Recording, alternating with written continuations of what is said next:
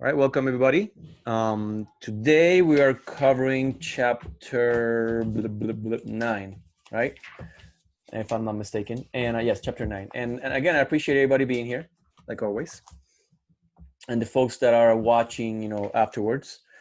Today, I thought it was pretty interesting because we're covering kind of the first half of the chapter, and it gave us like a background look on how the interpreter deals with for a little bit redundant with, um, but with the reserve term with. And as you might remember, I'm gonna make a quick example here on the screen. We're gonna open a file with open, right? And when we're doing that with open, as opposed, let me just finish with open, and let's put here file.txt. Let's assume that we're just gonna read from it, and then as doc for document, that's fine. And then we're gonna just do something. Let's do doc dot whatever. I don't know. Do something here. I'm just gonna put here do something with the file, right? In this case, we're not doing anything, so I'm just gonna put a pass here, right? And that's that. So when we were doing this, right, we're opening a file and do things with it. When we were done, we didn't have to close the file. The with operation here handled the closing of the file. And this is built in with Python. But today we wanted to kind of apply the same with concept, but not with opening a file with the open object here, but with one that we're gonna create ourselves. And the one we created was called use database. And the idea of this class that we define, right, is that it enables us to set up the opening of a database, right? And also set up and execute, right, the closing of the database. So we don't have to do those commands separately. If you looked at the original file, which I should have brought up, our original working, the document that we're working on for our web app, here we go. You will see here that we set up our connection. Well, before that, we set up the configuration information so we can connect to the database. And then we set up the database, right? How we're gonna establish the cursor so we can send queries to it. We do the query, which is fine, right? All this stuff, we do the query. And then we close the database. And so, and this is fine, it's not wrong, but if we're using the with, right, the context manager, then we can really abstract this part, abstract all this stuff, and we don't have to worry about it, abstract all this stuff. We need to only focus on our query. Similar to what we're doing here with opening a file. Instead of saying, okay, open, and then, if we're doing the open file normally, then, we need to make sure that, when we do something here afterwards, we're gonna make sure that we, doc.close. And that's extra code that if I don't need to do it, I don't want to do it. So how does that look? So in the chapter, we define the class, and based on the previous chapter, we know that, okay, we're gonna use the keyword class, use the camel case, which means uppercase letters in every word that we're gonna use as part of the name.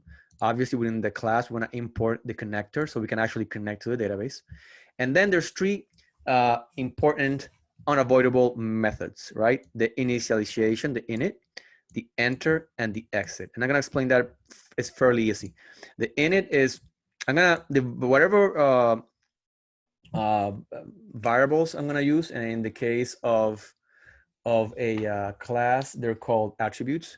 Whatever attributes I'm gonna use, I'm gonna define them, right? Self always goes there, and then what the name of the attribute is, right? In this case, we put here as a dictionary, and then we're gonna assign it to where it needs to go, right?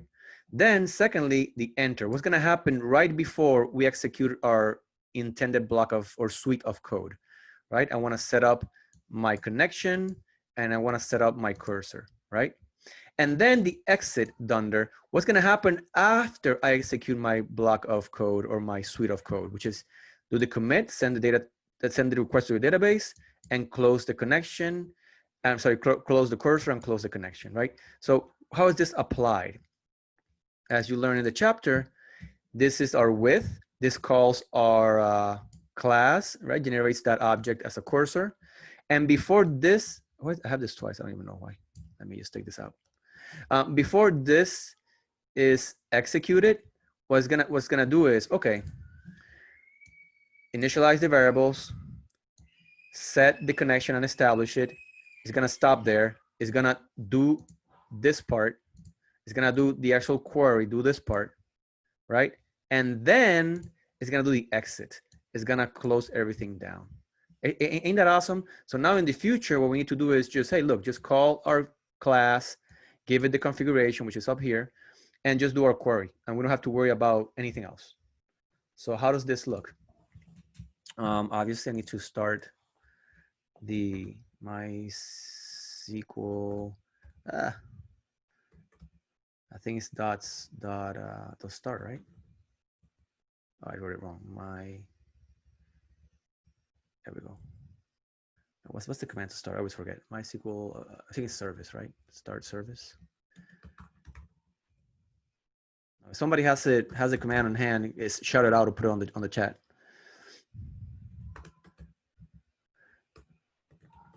Is SQL D? Since I came running from the range, I didn't write down the command to start the service. Let me look it up real quick. I'm gonna pause the recording for a second. Okay, we're back. So here is the command. It's gonna be MySQL.server start, and I had it like all mixed up, but now we're good. So now the server is running, so we can actually do queries to it. Okay, so let's leave that there. All right, so what I did, the book tells you use the interpreter, which is not wrong. I don't like to use the interpreter because if I write something wrong, I don't want to write everything again. So what I do is I did a little script called test.py, where what I'm doing is from dbcm, which our class is defined, I'm importing it, and I'm gonna use that class here, right? So I import that in, perfect. I'm gonna define the database configuration, right? And then I'm gonna instantiate my class using the with command or with instruction here, right? And then execute the query. And remember, whenever we do this, we're sending the contents of dbconfig, right? So what it's gonna do is gonna take that argument, and it's gonna put it in configuration, that object, okay? And before it starts doing what it needs to do, it does these two lines. And just as a reminder, remember this, you're like, what was those two asterisks before?